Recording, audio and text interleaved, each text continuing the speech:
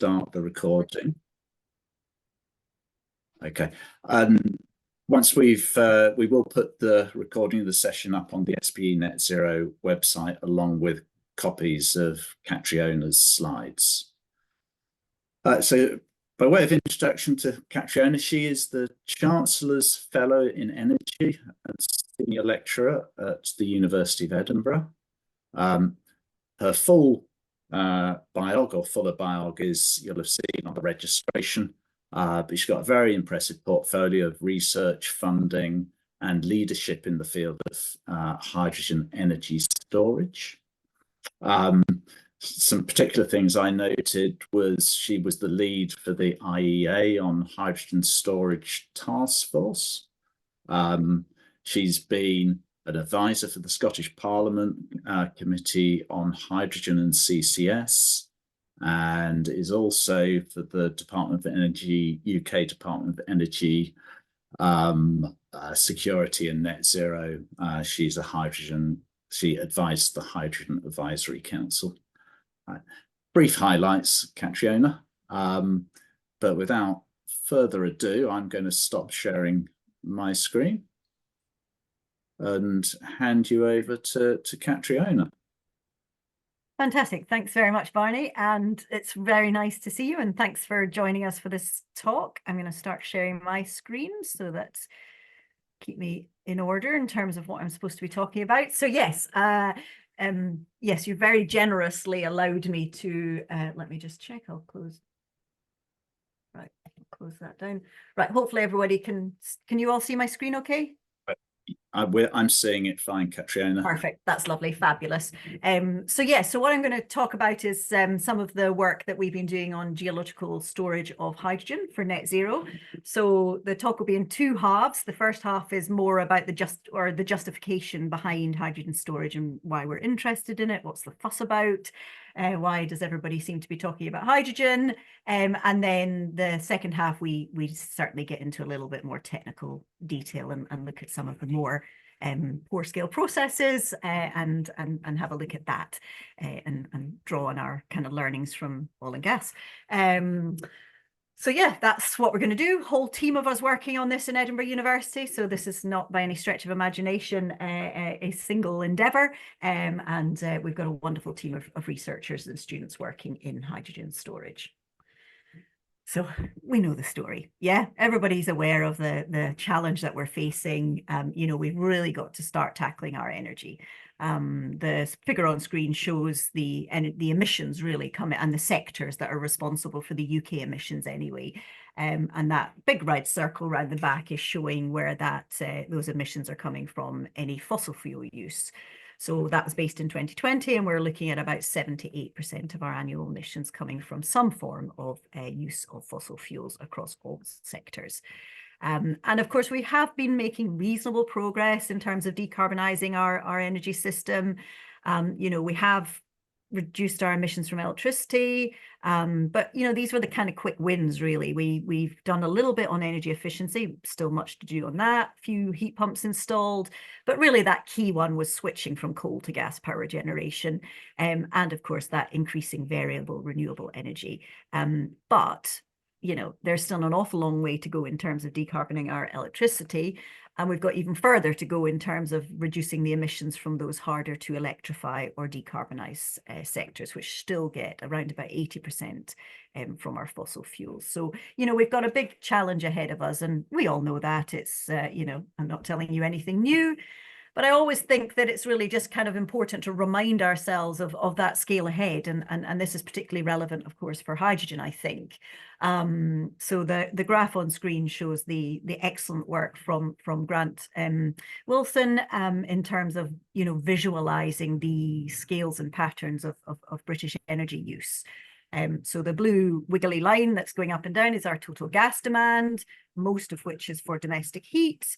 The red line is our total electricity demand. The peach line is the electricity from renewables. So that's the reality of our total energy delivery from renewables.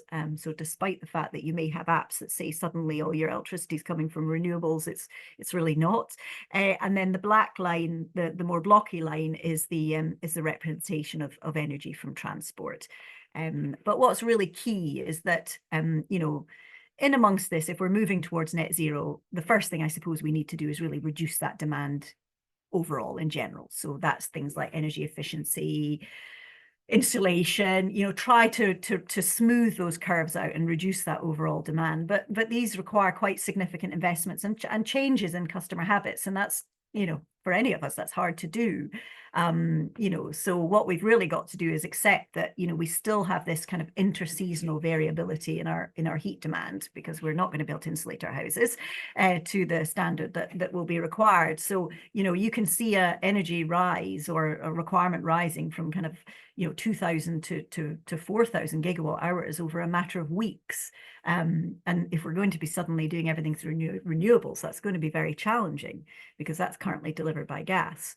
So that's where hydrogen energy can come in and really support that seasonal fluctuation in energy demand as acting as a very large energy store.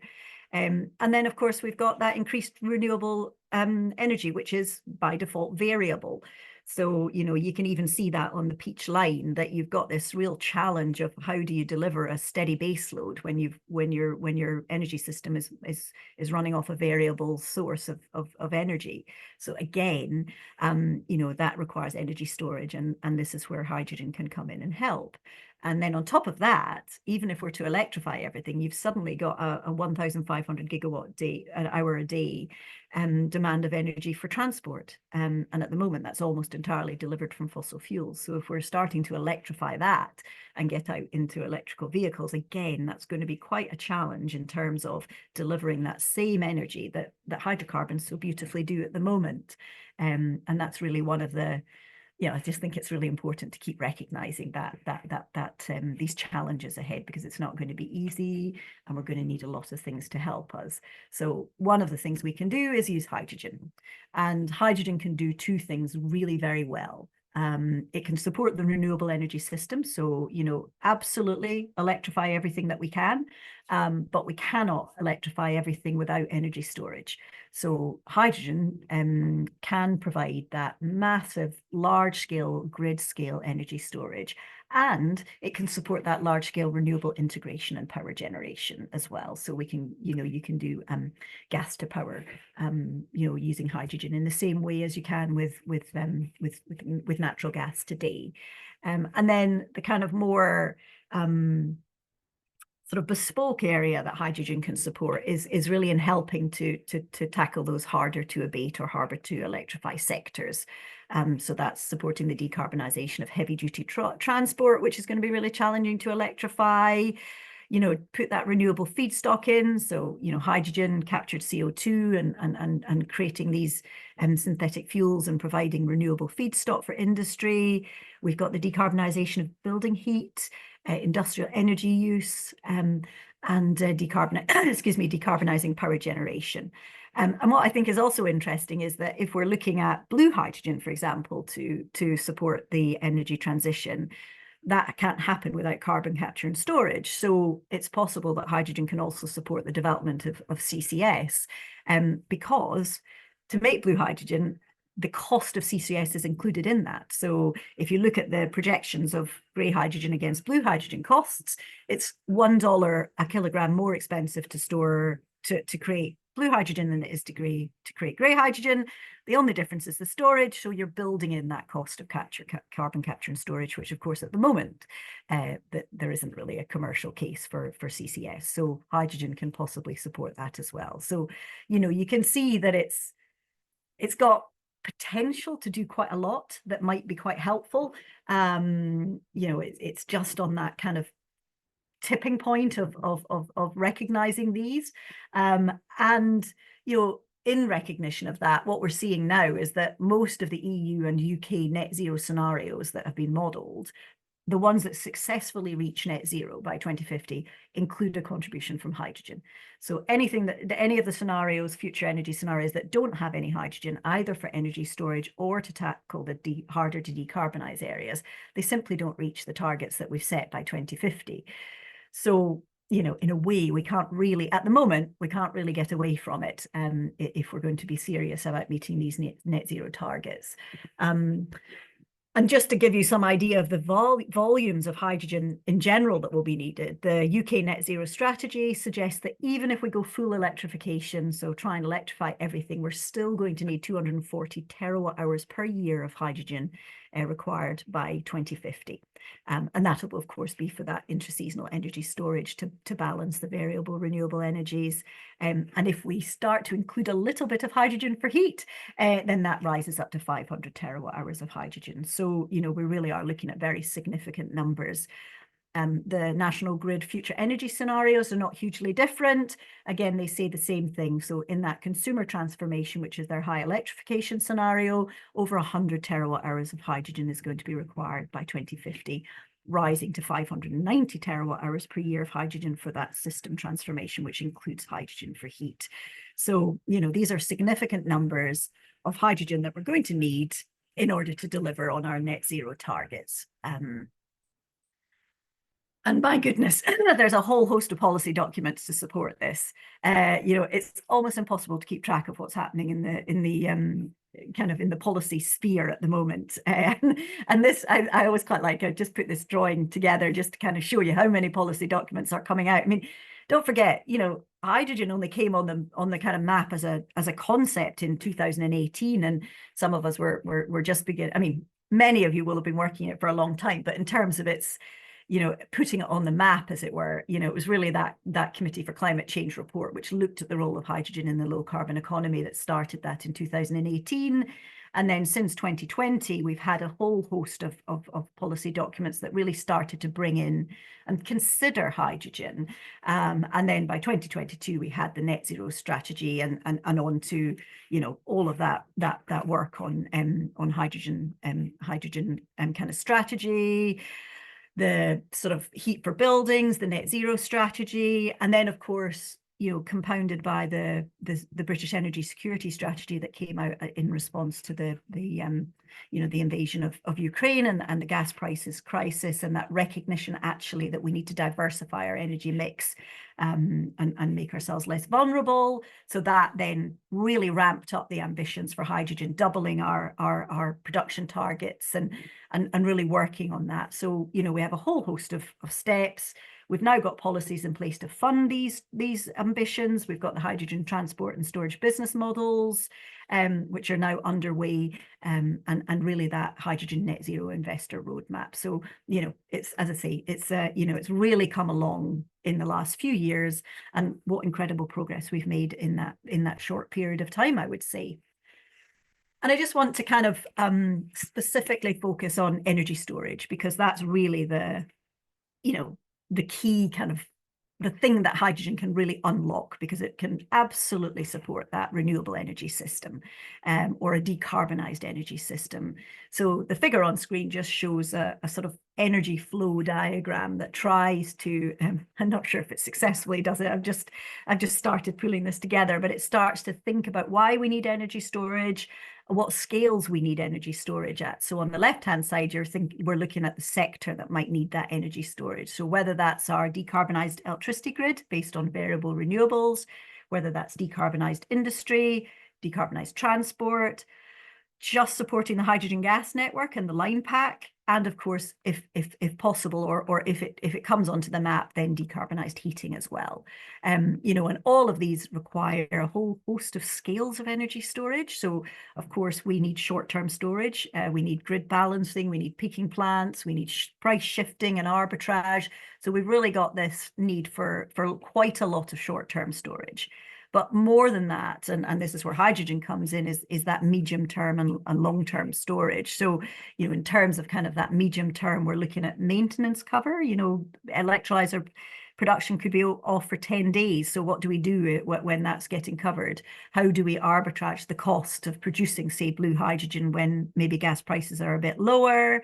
How do we manage that kind of operational storage? Most importantly for renewables, we've got that curtailment renewable reduction. I mean, we are wasting terawatt hours of energy through curtailment of renewable energy, and it is only going to get worse. And that's just almost, it's just heartbreaking to think about all that energy going to waste. So, you know, let's generate some hydrogen and store that, and let's not make that go to waste. And then we've got to cover those periods, those Danco flouts, where we don't get necessarily enough wind blowing. So, you know, you really need these long-term storage to do that. And batteries and the traditional energy storage mediums are unlikely to be able to provide that scale. We also have our compulsory stock if we're going to move away from hydrocarbons. I think we have something like 80 days, don't we, of hydrocarbons somewhere for transport, for heat, for other things. So, you know, somehow we're going to have to protect ourselves as well, and hydrogen can possibly do that. And then, of course, right onto that interseasonal storage. So you can see that, you know, there's a lot of energy storage technologies that are going to be required. Hydrogen is just one of those, but hydrogen is particularly well suited to those larger, longer term seasonal storage that we're working on.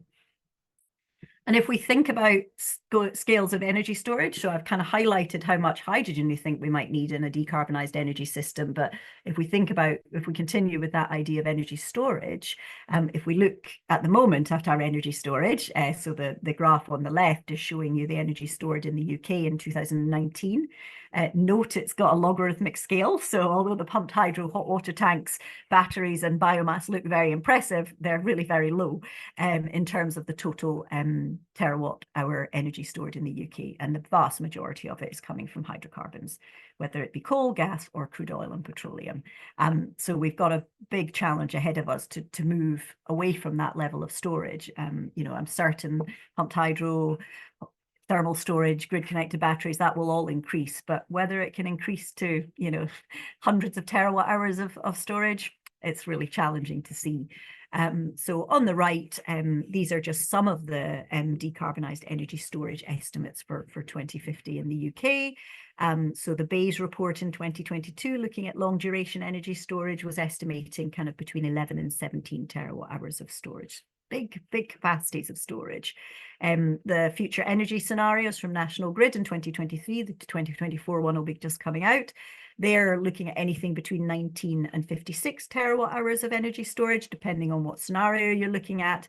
And then the recent Royal Society large-scale electricity storage, so was looking at storage for the electricity, a decarbonised electricity grid, was estimating numbers up to 100 terawatt hours of storage. So, you know, these are significant numbers. We're going to have to use geology. We're going to have to use the subsurface to deliver this. And that's really just because of these enormous scales of storage that we're going to need. So the graph on screen just shows you some of the technologies that we're considering for energy storage. And you can see that, you know, flywheels, batteries, thermal storage, pumped hydro, you know, they're really good, and they can do that kind of you know, kilowatt, megawatt, gigawatt storage, but their discharge duration, you know, they just can't deliver those weeks and weeks of constant steady delivery of quite a high power output or high system power. So the options we have for hydrogen storage are surface tanks.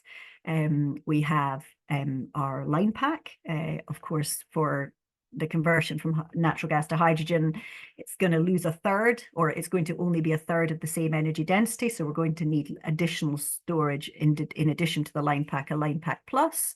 And then we have a range of different hydrogen storage technologies, from, you know, snakes of dedicated pipelines, so separate to the line pack, just kind of surface scrapes of pipelines, subsurface silos, engineered line shafts, engineered lined rock caverns, which are really nice for that smaller scale storage, and then up into the technologies we're more familiar with, so those salt cavern storage and porous rock storage, either in depleted gas fields or deep saline aquifers. And really, it's you know, it's the porous rock storage that can deliver that terawatt hour storage that will deliver over months. That's not to say they can't be operated more flexibly. I'm actually starting to kind of try and understand that dialogue around porous rock storage actually for hydrogen, because I don't think it's just going to be, they can do more than just be cycled once or twice a year for seasonal storage. Porous rock storage, as gas storage is at the moment, can be much more flexible. So I think there's a lot more scope in that to come, and it will be a lot more flexible than perhaps this figure displays. And then just to remind ourselves, well, why do we need that geological storage? And it all comes down to energy density. And this is the problem with hydrogen. You know, hydrocarbons are beautifully energy dense, but hydrogen, while it does have that enormous, you know, it's the highest energy density by mass of anything, but it has such small mass that, you know, for any storage of hydrogen to be economically viable, you have to increase that storage density. Which comes with cost penalties, which is, you know, which is problematic. And at the moment, geological storage of hydrogen in its gas form is definitely recognized as the cheapest option for large-scale energy storage. So the graph on the right is basically, I've plotted hydrogen density with depth, so just assuming a sort of standard pressure and temperature gradient. So you can really see the benefits that come with storing at depth, because then you can store at higher pressures and temperatures. So then you can increase that energy density, because it's all about getting that, you know, same energy density by volume. So geological storage of hydrogen, you know, we've got increased temperature and pressure, we've got very large volumes, and we can store it in the gas phase. So we don't have those additional costs associated with, say, material-based hydrogen storage. So that can be sometimes quite advantageous. So this is just a kind of snapshot of the technologies I covered before. So, you know, we've got dedicated pipeline storage, which is relatively straightforward to deploy. There's already 4,500 kilometers of hydrogen pipeline in general operation at the moment. You know, so this is nothing we can't do, just need to scrape a surface 2 meters deep, something like that. So it's very flexible. Not a huge capacity, but it can be deployed quite well, and very decentralized storage if you need it.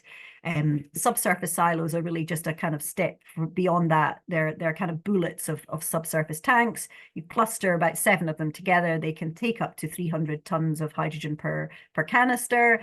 You can put lots of silos in a field. So a 1 acre field can, say, deliver 1.3 gigawatts of storage that can be delivered constantly, because you can be filling and emptying as you go.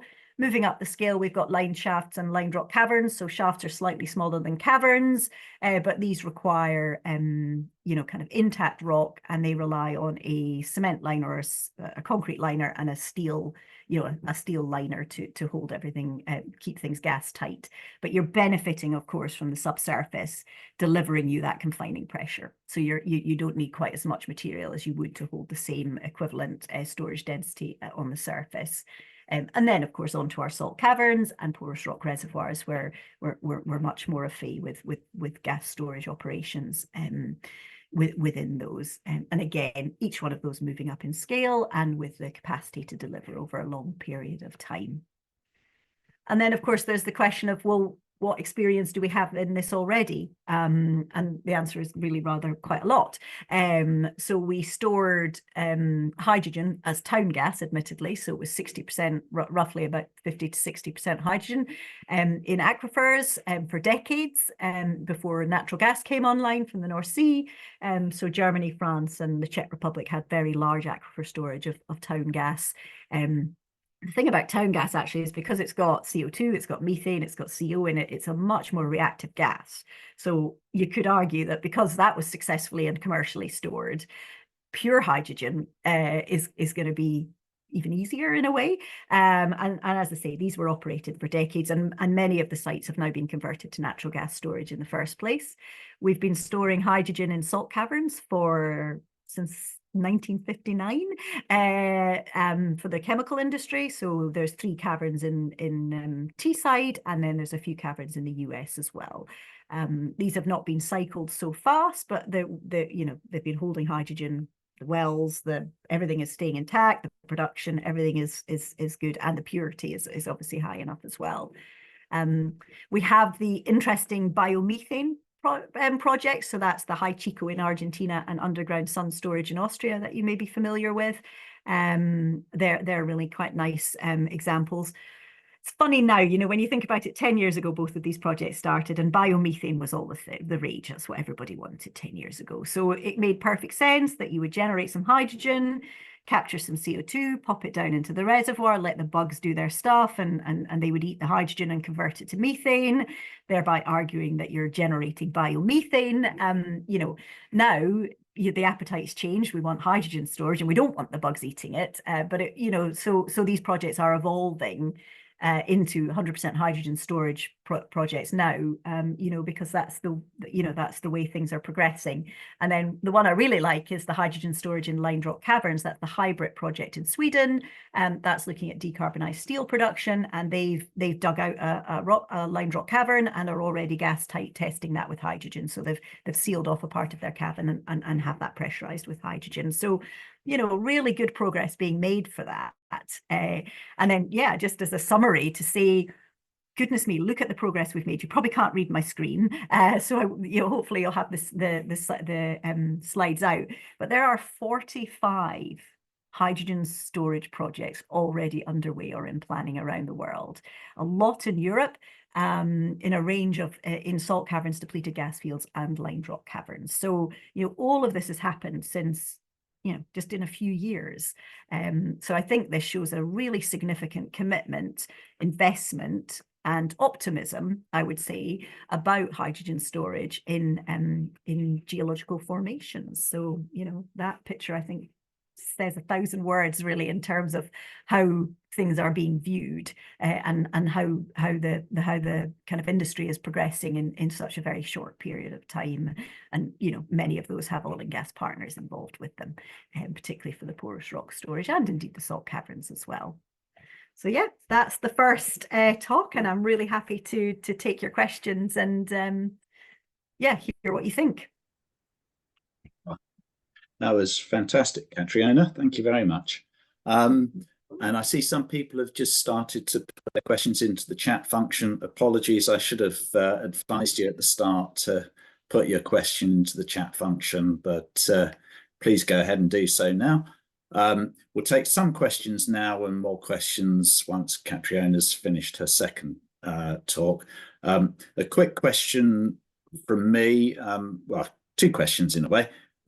In terms of storing you're talking about storing tens of terawatts of hydrogen, to translate it into geoscientists or oil and gas industry terms, what sort of equivalent volume of in-place gas would that be in a typical reservoir?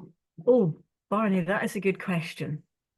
I don't know that I can do that sum in my head, but what I can say, for example, I guess I can give you a scaling. So the rough gas field, so we know what the capacity of rough is. So I was speaking to the team recently, and although they'd originally anticipated getting 10 terawatt hours in there, they've now upped that to 16.9 terawatts. So that gives you some, so whatever rough can do for natural gas, we're looking at something like 17 terawatt hours equivalent for hydrogen. Okay. So right, that's really useful to get the sort of scale. Exactly. And then in terms of competition for storage sites, you know, we've talked a lot about carbon storage in this webinar series. Is there anything in terms of competition there between hydrogen and carbon dioxide?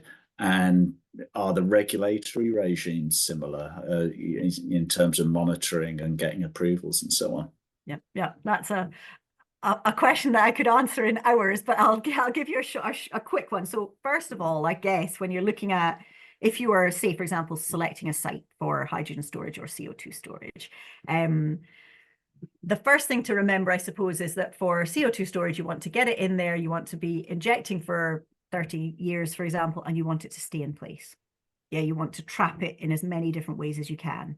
You want that securely trapped. For hydrogen storage, we want to do exactly the opposite. You know, we want to be able to get it in, and we want to make sure we get everything back out.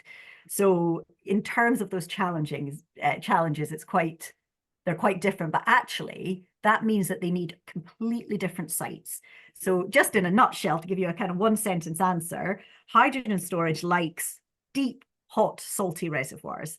It likes it deep because it gives you more energy density, and it likes it hot and salty because that minimizes the risk from microbial consumption. CO2 reservoirs would not like a deep salty or hot reservoir, Right. because you know there's no density advantage with going below 1,000 meters, because once it's past its supercritical point, there's no point in going any deeper than you need to, because you don't get any more benefit of increased density of CO2 storage. Plus, what you don't want to do is do anything that will reduce your solubility trapping, and high salinity, high temperature reduces your solubility quite significantly. So actually, by default, they very well behaved, and they both require something different. What I think will be the competition is in the infrastructure. So as you're all thinking about your end-of-life fields and your out-of-use pipelines, then I suspect that we'll be like, can I please have your pipeline? No, I need your pipeline. So Yeah. I think the infrastructure requirements are going to be the area where we maybe have to have some interesting discussions in terms of that. And regulatory, oof, yeah. I mean, at the moment, I think the assumption is that they're all working under the same principle, with the understanding that there may have to be some additional changes for hydrogen. But you know, started with oil and gas, and then is that fit for purpose CO2, and then fit for purpose onto hydrogen. Thank you for that. We'll do a couple of audience questions before moving on to the next bit. So Adam Turner's asking, what sort of overall efficiencies do we anticipate from the original energy where we're trying to store, i.e. for 1 megawatt of energy stored, how much do we get back? Yeah, no, absolutely. So if you speak to a storage operator, if you store something in my reservoir, you'll get it all back. So that's the kind of answer from the storage operators, is that, you know, the business has to work.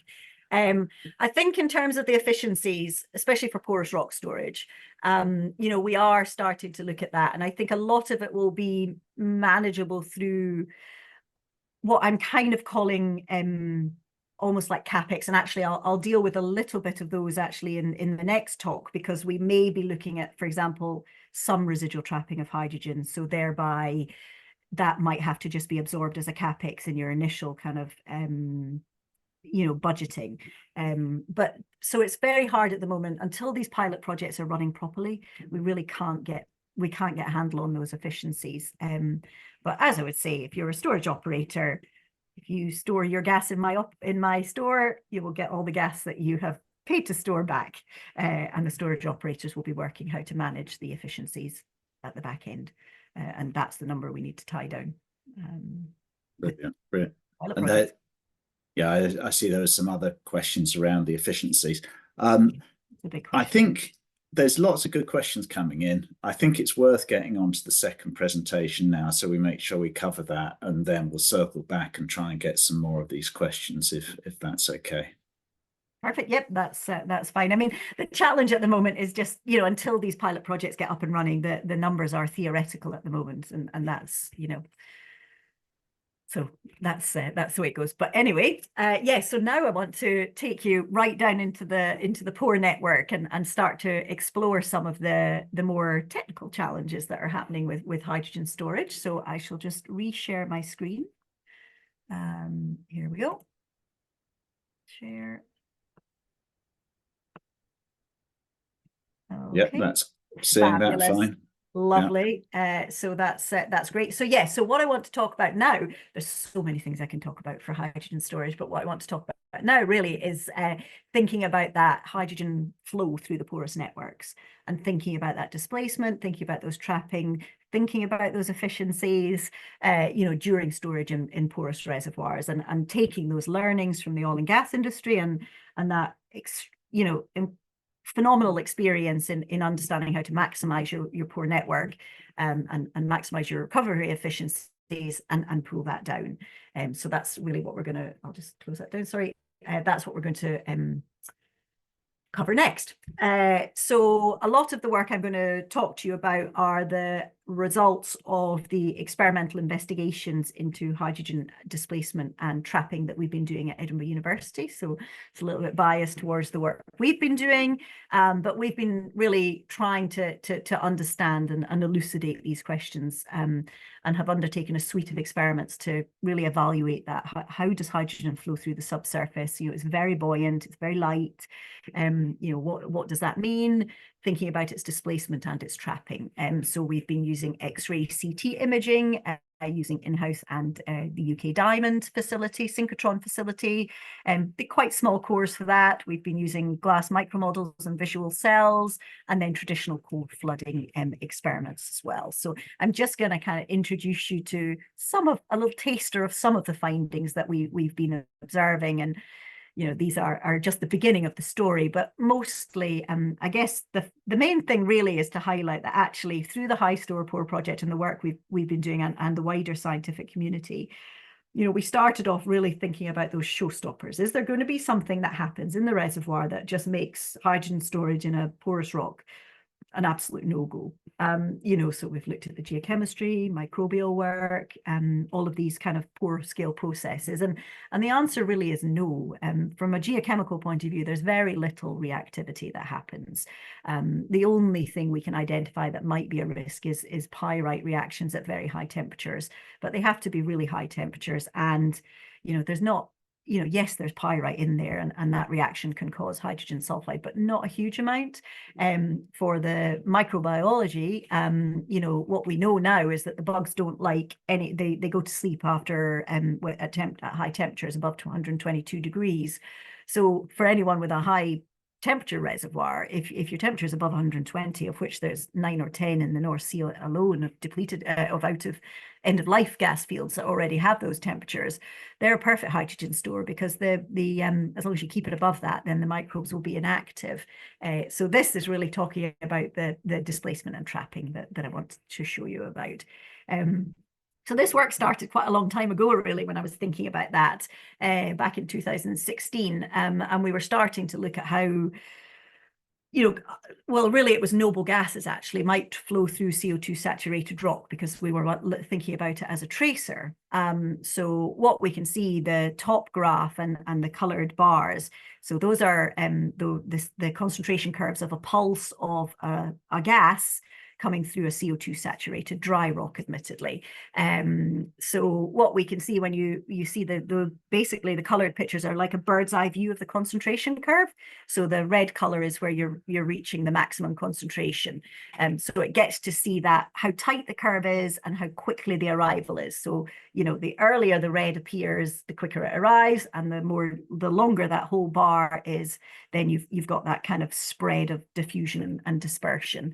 And what we can see is that for on the bird's eye view, the top one is helium, and what you can see is actually for which was a kind of the first stage when we were looking at not hydrogen but helium. What we could see was that actually helium, it arrives late and it arrives tight. It keeps itself together, and I think that's really, really interesting, because what it was showing was that hydrogen or helium, sort of these light gases, rather than going, they kind of go everywhere, but they go together, they stick together, and they kind of just move forward. Oops, excuse me. They move forward as a, sorry. Oh gosh, I don't know why that happened. As they move forward as a uniform front. So we took that work a little bit further, and we did the same, doing a hydrogen pulse release through nitrogen saturated rocks. And again, although it's not the bird's eye view, you can see that concentration curve it really is very tight. Everything is keeping together as this very uniform front and moving together, moving quite slowly, really, in terms of that arrival peak, considering, these are light gases. You would have anticipated that they might have moved a bit quicker than that. So, these are the kind of first inklings that, hydrogen was going to have an interesting flow, that assumption that maybe it'll be buoyant and it'll just go everywhere and, use all these kind of, preferential flow paths and be quite chaotic in the reservoir. So what I want to show you here, you have to look very closely, I'm afraid, because the resolution isn't that great. But what this is showing is the first ever visualization of hydrogen flow in the white little bits coming through a porous rock. So this film was made at Diamond Light Source in a Clashak sandstone. We had 5 microliters of hydrogen flow with a 5 megapascal injection pressure. And what you can see in the way that the hydrogen kind of enters the pore space as it starts to go is it does kind of burst through in these little kind of pockets, but it keeps filling everywhere, and sort of you can see that kind of almost uniform front in that it is filling all of that pore space and then it's moving. You've not got a stream of hydrogen going up the easiest route. You've got this kind of quite uniform front. So I think this is very cool. It's really hard to film any kind of fluid flow in action. So this is really nice. So sorry for. I hope you don't mind indulging me to show this this quite poor but very exciting video of hydrogen flow through the subsurface. So, you've got this idea that maybe the hydrogen flow is going to be a little bit more controllable than perhaps we thought. But what we also want to do is really understand how it behaves in terms of what we know. So, is it going to behave in the same way as our natural gas? Is it going to be behaving in the same way as our CO2? Are our models, are our simulation software going to be adequate? Does it does it follow the similar rules? So the first question you need to establish is it a non-wetting fluid? So we undertook some experiments to start to look at that. We injected, we had a Clashak sandstone and we kind of injected we filled it with a brine and then we injected hydrogen behind that and then following another brine after it. So what we could see was that hydrogen, which is shown in black in the inset picture, fills the center of the pores. And if you look closely, you can see that there's a residual brine, which is the dark gray color, remaining in the corners and the pore throats, and as thin films round the grains, which are in the grains are sometimes in the palest gray. So that's starting to show us and convince us actually that hydrogen is the non-wetting phase in our experiment. So that's good news. It's not going to readily adhere to the surface of the rock minerals. It will have a lower interfacial tension with liquids, so it might be a wee bit more mobile. It helps reduce residual trapping, and it behaves in a manner similar to methane and other gases. So, luckily, the good news with this findings, and it's not just us that are recognizing this, that the wealth of literature showing that hydrogen behaves as a non-wetting fluid. I don't think we would have expected anything different. The work now is underway to see, well, is that does it continue to act as a non-wetting fluid in that story.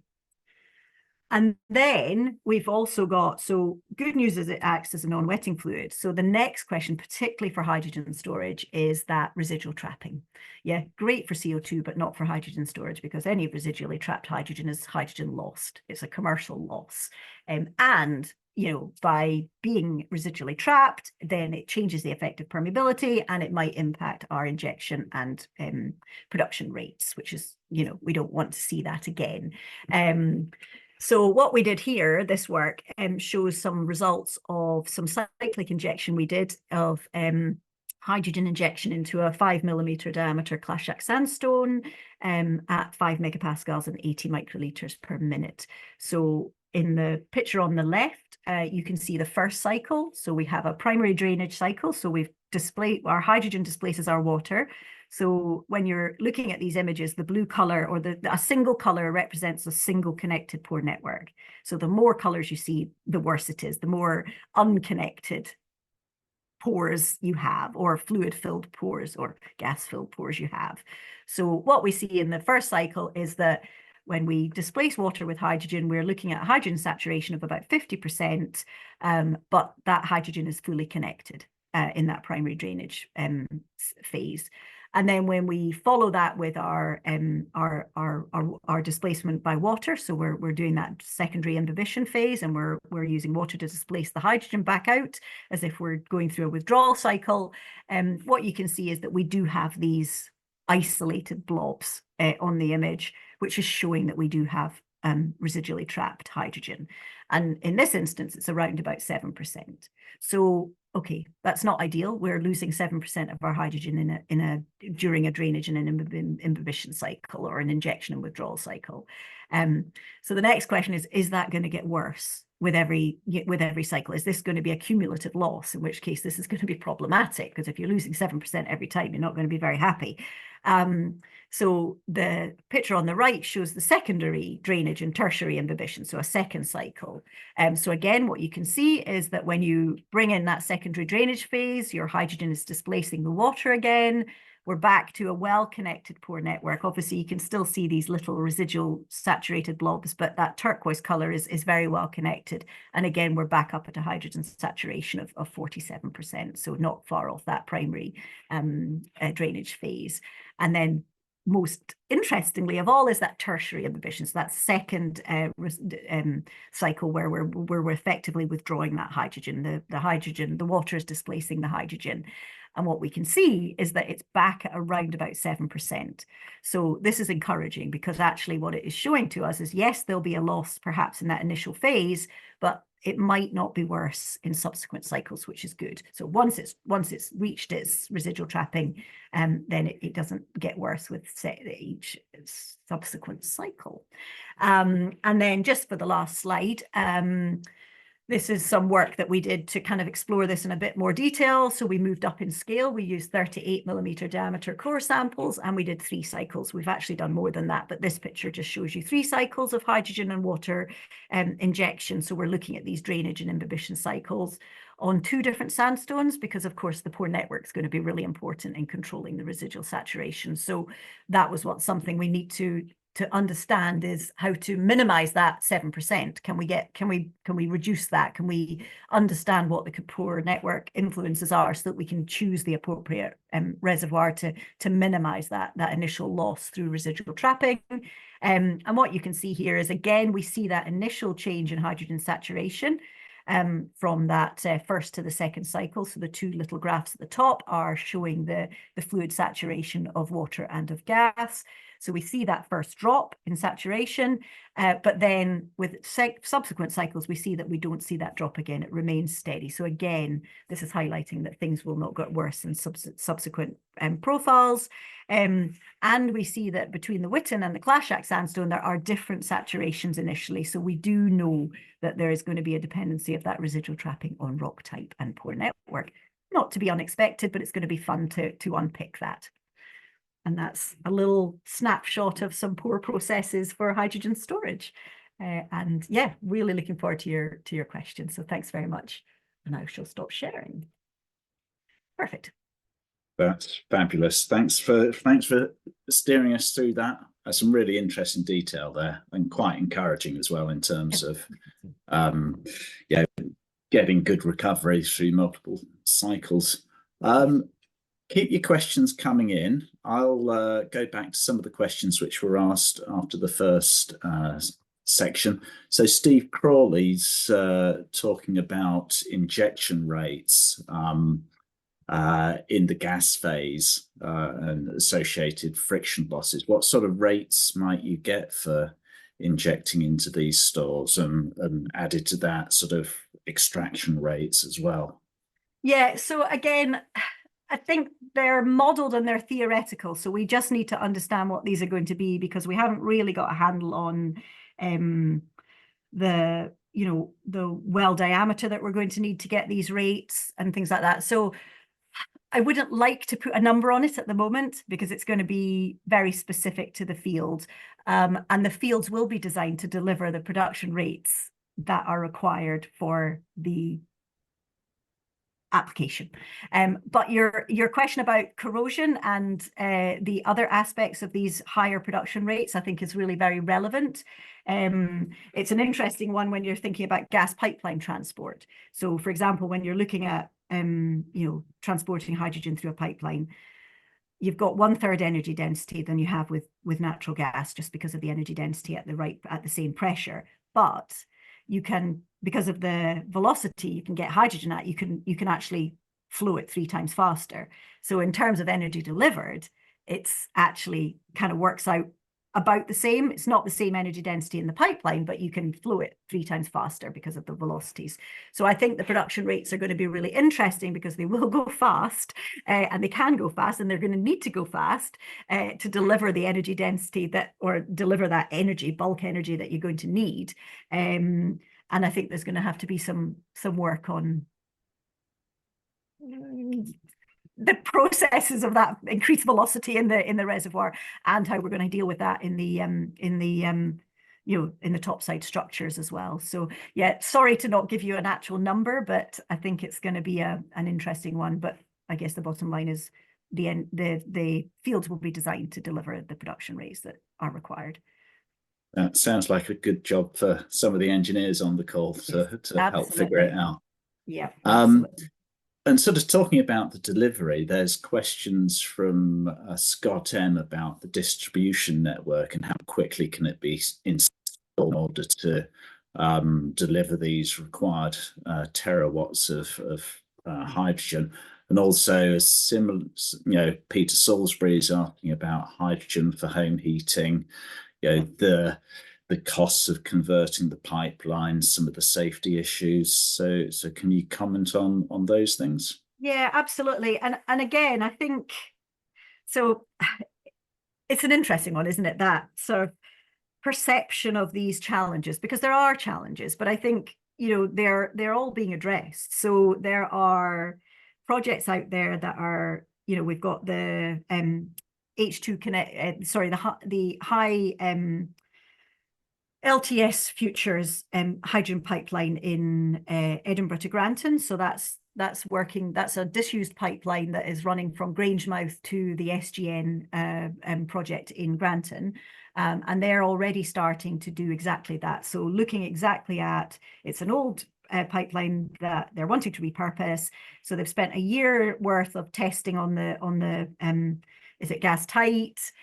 What material is it made of? And all of that has kind of come to the conclusion that it's safe to go with hydrogen. So the next phase is now that it's going to be starting to do that hydrogen flow as we go. And so far, there's not been any kind of, everything's been done in these very careful stage gates to make sure that the process is managed properly. So, I don't think that anything is happening that's causing problems. There's the DMV Spade Adams site that's testing all of the homes for heat. It's trying to blow, it's doing all this, the gas safety testing with hydrogen in your homes.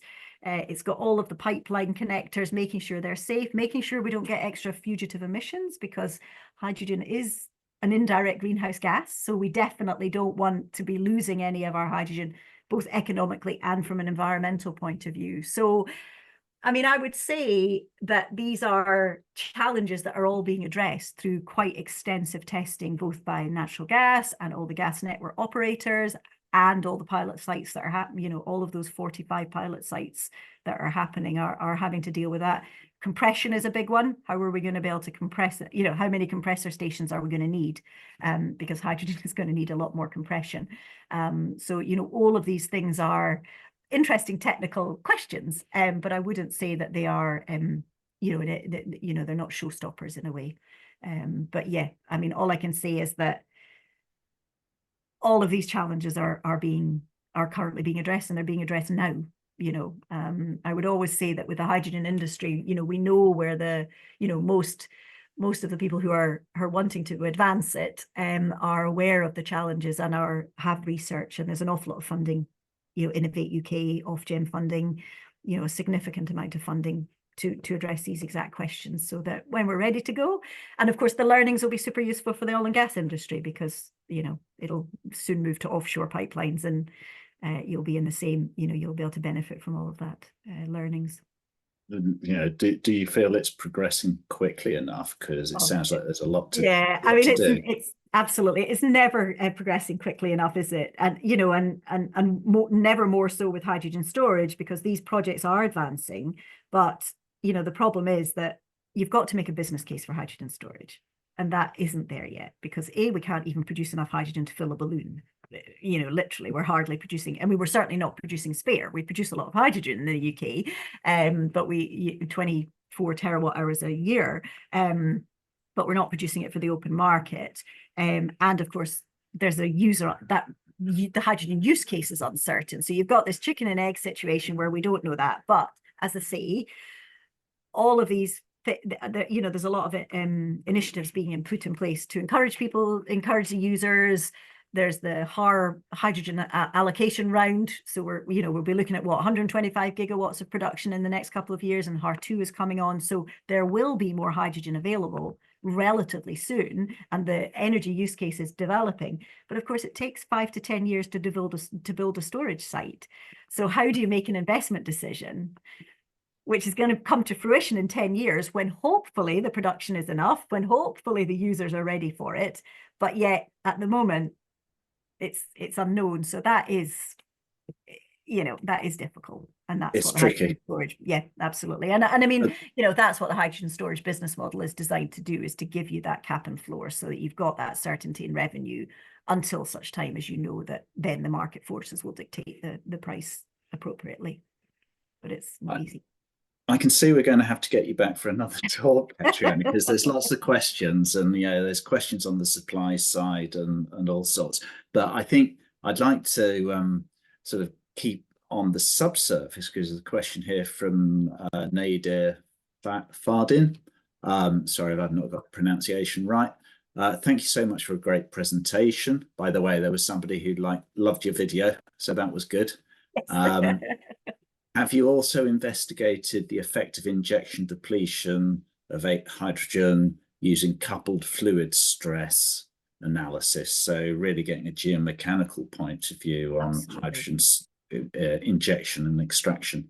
Yeah, absolutely. I mean, I think that, you know, that enhanced velocities, that enhanced cyclicity, particularly because I do think that for porous rock storage, for it to be commercial, I do think it's going to need to be more flexibly operated than we are currently assuming it's going to work at. I think it'll have to be a bit more like a Humbly Grove than a Rough, maybe, in terms of, because, you know, the more cycles you can get, the more revenue you're generating, and helps that cost effective. And of course, that has two sides of it. Do you do an annual up and down, so you've got a large difference between your max and your min pressures and the stresses that associate from that, or do you do, you know, smaller cycles within a tighter, you know, pressure boundary? And I think at the moment we're just getting to handle on that. I mean, I suppose the one thing I would say is, because there's not that many geochemical reactions that are happening, unlike you might get in CO2 storage, just in terms of those cementing materials, you know, in terms of the coupled chemical and hydraulic and mechanical processes, they're not going to be so significant, but definitely that pressure cycling. But then there's much to learn from the natural gas storage. It's not going to be it's unlikely to be any different, simply because the geochemistry isn't changing, as it wouldn't do with methane as well. So I think actually from the geomechanic side of things, once we have a handle on those production, those production profiles, then the existing knowledge and modelling should stand us in good stead for that.